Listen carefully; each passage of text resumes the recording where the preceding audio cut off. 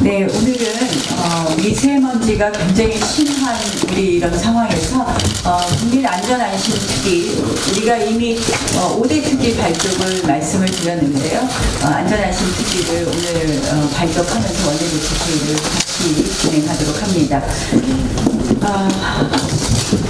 이 연평균보다 6배, 최고 6배 이상 먼지가 많은 관측사상 최악의 초미세먼지가 기승을 부리고 있습니다.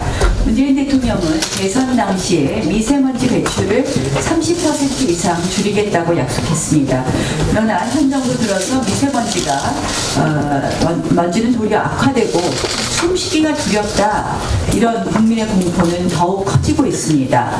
통계청 조사 결과 미세먼지가 불안하다는 응답이 82.5%로 이 방사능이라든지 유해화학물질을 능가했습니다. 지난 이틀 동안 전통시장이나 골목 상권은 고객이 평소보다 절반 이하로 떨어지는 등 서민경제도 직격탄을 맞고 있다고 합니다. 이런 상황에서 정부의 그러면 대책이 실효성이 있느냐? 실효성이 없는 탁상 공론에 그치고 말고 있다, 이렇게 많은 분들이 지적하고 있습니다. 첫 번째는 규제 만능주의의 정책의 한계입니다. 무엇이든지 하지 않겠다는 이야기만 있습니다. 오늘 차량 2부제국이 실시하는데요. 노활용 발전소도 셧다운한다, 또 사업장 조업 시간을 단축한다든지 이러한 것이 주를 이룹니다. 종합 대책이 없습니다.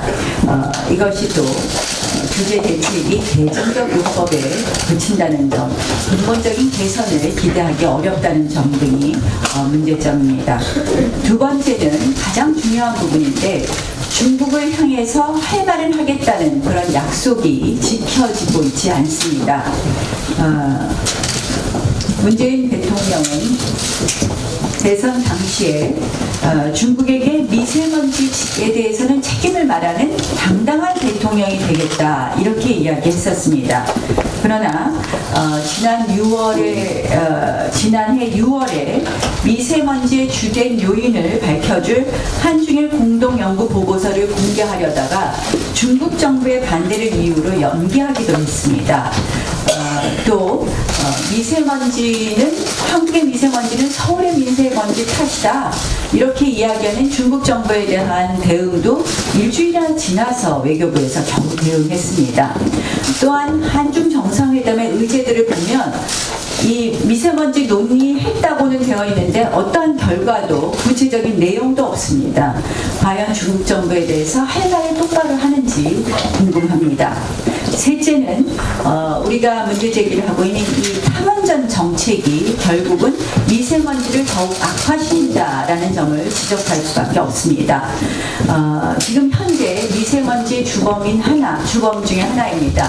앞으로 노후화된 화력발전소는 미세먼지의 주범이라고 하는데, 지금 화력발전소를 7기나 새로 짓고 있습니다. 결국 화력발전소의 비중이 증가하고 있습니다.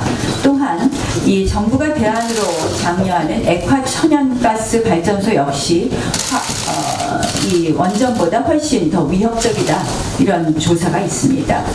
이 유엔사나 기후변화협의체의 특별 보고서에 보면 원전을 더 늘려야 된다, 이렇게 권고하고 있는데, 지금 우리의 이 탈원전 정책은 한마디로 친환경이 아니라 반환경 정책이라는 것을 다시 한번 지적합니다. 이 탈원전 문제는 저희가 지속적으로 문제 제기를 하는데요. 14일 현재 30만 명이 넘었습니다. 서명한 분들이. 앞으로 계속해서 이 탈원전 정책을 저지하는 그런 운동이 확산될 것이고, 이 자리를 빌어서 다시 한번 말씀드리지만 이 부분에 대해서는 이 신한울 3, 4호기 대회부터 공론화를 다시 해야 된다는 말씀을 드립니다. 어쨌든 이 지금 현재 이 미세먼지 대책에 대해서 계속적인 이 근본적인 대책이 안 나오는 것에 대해서 저희는 오늘 미세먼지 특위를 띄움으로써 근본적이고 꼼꼼한 대안들을 마련해 보려고 합니다. 그리고 문재인 정부에게 다시 한번 말씀드립니다. 이 사람보다 이념이 먼저인 탈원전 정책을 폐기하고 미세먼지 대책에 진정성 있는 대책을 달라는 것을 다시 한번 촉구합니다. 오늘 조금 주제가 많아서 몇 가지 말씀드리겠습니다. 주일 미군 사령부가 북한을 핵보유 선언국으로 규정했습니다. 이것은 사실 공식적으로는 굉장히 이례적인 것이라는 이야기입니다. 이 핵보유국으로 인정한 건 아니라도 15개 이상의 핵을 가지고 있다, 보유량까지 밝혔습니다. 최근에 폼페이오 장관의 발언이 굉장히 우리를 걱정하게 하는 부분이 있습니다. 앞으로 이 평화가 핵을 품은 평화로 가겠다, 이런 것 아닌가 하는 걱정이고, 북미 정상회담이 혹여나 핵 군축 정상회담으로 될까 하는 우려를 강하게 표시합니다. 우리 대한민국 정부는 제재 완화 등의 이야기만 할 것이 아니라 북한의 비핵화에 대해서 더 확실한 비핵화에 대한 주장을 해야 되고 그 해법을 내놔야 된다는 말씀을 다시 한번 드립니다. 오늘 문재인 대통령께서 기업인들을 만납니다. 문재인 대통령의 경제 행보는 지난 연말부터 계속되고 있습니다. 경제 행보가 있다는 점은 반가운 일입니다. 그러나 내용이 있어서 보면 걱정이, 사실상 내용은 바꾸지 않겠다, 그동안의 정책은 고집하겠다는 입장이라서 매우 우려스럽습니다. 만남보다 성과로 말해야 됩니다. 오늘의 만남에 그치지 말고 기업인들 또 경제계의 목소리를 들어서 우리 대한민국 경제를 위한 새로운 성과를 만들어줄 것을 촉구합니다.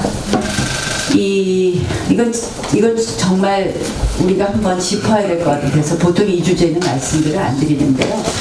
이 정치 오염을 시키던 매크로가 문화계를 강타하고 있다는 이야기를 들었습니다. 엊그저께 워너원 공연에서 우리 의원님들도 워너원 좋아하시나요? 인기가 많은데 워너원 공연 티켓이 11만 9천 원인데 90배 높은 90만 원에 거래가 된다고 올라왔다고 합니다. 이게 뭐냐? 매크로 조작에 의해서 티켓을 다량으로 매입하고 그렇게 해서 안표가 거래되는 것입니다. 이 부분에 대해서 우리 당 소속 의원님들이 안표 방지 대응 법안을 발의했습니다. 그러나 지금 아직 문체위를 통과하지 못하고 있습니다. 저희 이번 2월 국회에서 중점 추진 법안으로 노력하겠다는, 추진시키겠다는 말씀을 드리면서 이 문화적 행복에 대해서, 이 매크로가 문화적 행복에 대한 국민의 권리까지 침해하는 것에 대해서 개탄을 금하지 못합니다. 이상입니다.